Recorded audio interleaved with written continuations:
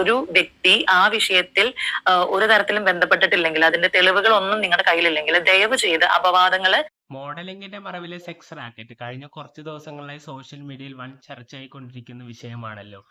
ഇതിനെ പ്രൊമോട്ട് ചെയ്തവർക്കും പങ്കുണ്ടെന്ന നിലയിലും സോഷ്യൽ മീഡിയയിൽ ചർച്ചകൾ വരുന്നുണ്ടായിരുന്നു.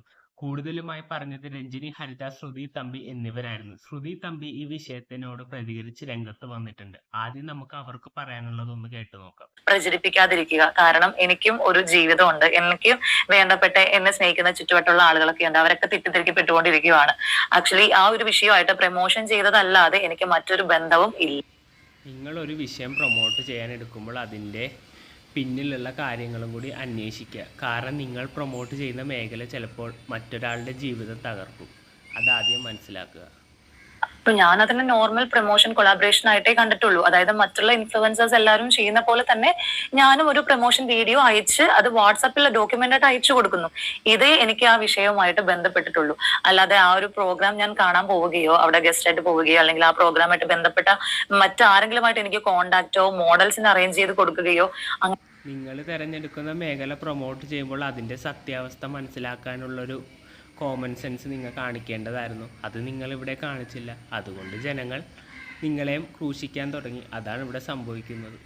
ഒന്നും തന്നെ എനിക്ക് ആ വിഷയമായിട്ട് ഒരു ബന്ധവും ഇല്ല. ഞാൻ ഒരു സ്ഥലത്ത് ഇരുന്ന് ഷൂട്ട് ചെയ്ത് ആ വീഡിയോ ഓൺലൈൻ അയച്ചു കൊടുക്കുന്നല്ലാതെ എനിക്ക് ആ വിഷയവുമായിട്ട് യാതൊരുവിധ ബന്ധവുമില്ല. പക്ഷെ ഇപ്പൊ റൂമേഴ്സ് പരക്കുന്നത് ഞാനും അതിലൊരു അംഗമാണ് എന്നൊക്കെ പറഞ്ഞിട്ടാണ്. അപ്പോൾ ദയവ് ചെയ്ത് നിങ്ങൾക്ക് അറിയാൻ പാടില്ലാത്ത കാര്യങ്ങൾ ഒരു തെളിവും നിങ്ങൾക്ക് ഇല്ലെന്നുണ്ടെങ്കിൽ, അല്ലെങ്കിൽ ആ വിഷയമായിട്ട് ഞാൻ ബന്ധം ഇല്ലെന്നുണ്ടെങ്കിൽ അത് ബന്ധമുണ്ടെന്ന് വരുത്തി തീർക്കാതിരിക്കുക. കാരണം മറ്റുള്ളവരുടെ ലൈഫ് വെച്ചിട്ടാണ് നിങ്ങൾ ഈ കമന്റ്സും നിങ്ങൾ ഈ പ്രൊമോട്ട് ചെയ്യുന്ന മേഖലയും മറ്റുള്ളവരുടെ ലൈഫ് വെച്ച് തന്നെയാണ് കളിക്കുന്നത്. അതും നിങ്ങൾ മനസ്സിലാക്കിയാൽ നന്നായിരുന്നു.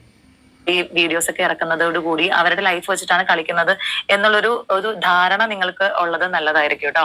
കേട്ടില്ലേ? ഇതാണ് പ്രതികരണം. യൂട്യൂബിൽ ഏകദേശം 10 മിനിറ്റോളം നീണ്ട ഒരു വീഡിയോ ആണ്. താല്പര്യമുള്ളവർ പോയി കാണാൻ ശ്രമിക്കുക. പിന്നെ എനിക്ക് പറയാനുള്ളത്, നിങ്ങൾ എത്രയൊക്കെ ന്യായീകരിച്ചാലും നിങ്ങൾക്ക് ഇതിൽ പങ്കില്ല എന്ന് പറഞ്ഞാൽ അത് സത്യമല്ല. കാരണം നിങ്ങൾ പ്രൊമോട്ട് ചെയ്തൊരു ഫീൽഡാണ്. കാശ് കിട്ടും എന്ന് കരുതി അതിന്റെ ബാക്കിലുള്ള കാര്യങ്ങളൊന്നും അന്വേഷിക്കാതെ ഒരു പ്രൊമോഷൻ ചാടിക്കയറി ഏറ്റെടുക്കരുത്. അത് നിങ്ങളുടെ ജീവിതത്തെ ബാധിക്കും. ജീവിതത്തെ ബാധിച്ചുകൊണ്ട് എന്തു നേടിയെന്ന് പറഞ്ഞിട്ടും കാര്യമില്ല. പിന്നെ നിങ്ങളെ വിശ്വസിക്കുന്ന ഒരു കൂട്ടം ജനങ്ങളും നിങ്ങൾ പറയുന്നത് സത്യമാണെന്ന് കരുതി ഇത്തരം ചതിക്കുഴികളിൽ ചെന്ന് ചാടുമെന്നും നിങ്ങൾ മനസ്സിലാക്കേണ്ടതായിരുന്നു. ആ ഒരു ചിന്താഗതി പോലും നിങ്ങൾക്ക് ഉണ്ടായില്ല. നിങ്ങൾ ഈ കാണുന്ന റീച്ചും ഫെയിമും ഉണ്ടാക്കി തന്നത് ജനങ്ങൾ തന്നെയല്ലേ. അപ്പോൾ ആ ജനങ്ങളിൽ പെട്ട ഒരു കൂട്ടർക്ക് പ്രശ്നമുണ്ടായപ്പോൾ തന്നെ നിങ്ങൾ ഒരു പ്രതികരണ വീഡിയോയുമായി രംഗത്ത് വന്നെങ്കിൽ ഒരുപക്ഷെ ഇത്രയും സൈബർ അറ്റാക്ക് നിങ്ങൾക്ക് നേരെ വരില്ലായിരുന്നു. കാരണം നിങ്ങളുടെ സത്യസന്ധത ജനങ്ങൾ അവിടെ മനസ്സിലാക്കുകയാണ്. നിങ്ങൾക്ക് എന്ത് തോന്നുന്നു താഴെ കമന്റ് ബോക്സിലൂടെ രേഖപ്പെടുത്തുക. അടുത്തൊരു വീഡിയോയിൽ കാണുന്നവരെ ബൈ ബൈ.